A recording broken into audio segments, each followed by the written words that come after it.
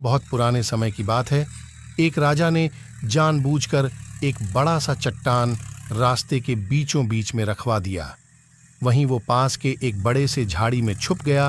वो ये देखना चाहता था कि आखिर कौन वो चट्टान रास्ते से हटाता है। उस रास्ते से बहुत से लोग आने जाने लगे, लेकिन किसी ने भी उस चट्टान को हटाना ठीक नहीं समझा। यहाँ तक कि राजा के दरबार के ही बहुत से मंत्री और धनी व्यापारी भी उस रास्ते से गुजरे, लेकिन किसी ने भी उसे हटाना ठीक नहीं समझा। उल्टा उन्होंने राजा को ही इस बाधा के लिए जिम्मेदार ठहराया। बहुत से लोगों ने राजा पर सड़कों को साफ न रखने के लिए जोर जोर से आरोप लगाया, लेकिन उनमें से किसी ने भी पत्थर को रास्ते से हटाने के लिए कुछ नहीं किया। तभी एक किसान सब्जियों का भार लेकर आया। शिलाखंड चट्टान के पास पहुंचने पर किसान ने अपना बोझ नीचे रखा और पत्थर को सड़क से बाहर धकेलने का प्रयास किया। काफी मशक्कत के बाद आखिरकार उसे सफलता मिली।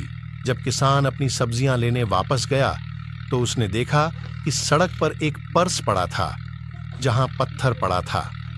पर्स में कई सोने के सिक्के और राजा का एक नोट था, जिसमें बताया गया था कि सोना उस व्यक्ति के लिए था जिसने सड़क से चट्टान को हटाया था। दो बिल्लियां एक केक के लिए लड़ रही थीं।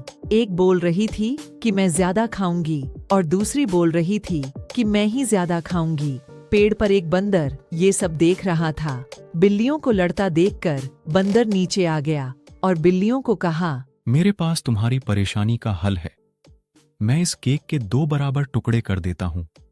इस तरह तुम्हें लड़ने की जरूरत नहीं, दोनों को बराबर आ जाएगा। बिल्लियां बंदर की इस बात पर राजी हो गई। बंदर चालाक था।